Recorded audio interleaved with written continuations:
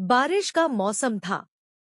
Train late थी और platform पर भीड़ कम थी। आरव एक किताब लिए बेंच पर बैठा था और तभी उसकी नजर सामने खड़ी लड़की पर पड़ी। भीगी जुल्फे, नीली साड़ी और आंखों में एक अजीब सी बेचैनी। वो लड़की थी मीरा। बारिश में अकेले खड़ी हो? छतरी नहीं है? आरव ने मुस्कुराते हुए पूछा। छतरी होती तो बारिश का मजा कैसे आता, उसने जवाब दिया और फिर दोनों हंस दिए।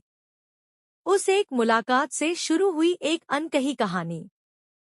मीरा और आरव मिलने लगे, बातें होने लगी और वक्त कैसे बीत गया पता ही नहीं चला। दोनों की दुनिया एक दूसरे में सिमटने लगी थी। एक दिन मीरा ने कहा, अगर कभी मैं बिना बताए चली जाऊं तो नाराज मत होना। आरव हंसा, तुम्हारा मजाक भी अजीब है। लेकिन कुछ हफ्तों बाद वो सच में चली गई, बिना अलविदा कहे।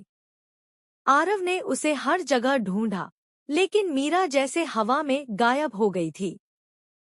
2 साल बाद वही स्टेशन, वही बेंच, वही मौसम और फिर वही बारिश। आरव उदास बैठा था जब किसी ने पीछे से आवाज दी, बारिश में अकेले हो? छतरी नहीं है?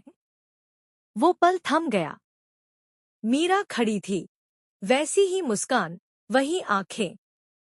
कहाँ चली गई थी? आरव ने रोते हुए पूछा। मीरा ने धीमे से कहा, कैंसर था, आखिरी स्टेज। चाहती थी कि तुम मुझसे नहीं, मेरी यादों से जुड़ो, लेकिन मैं जीत गई, शायद तुम्हारे प्यार की वजह से। बारिश अब भी हो रही थी, लेकिन इस बार वो दोनों भीग रहे थे, साथ में, बिना छतरी के।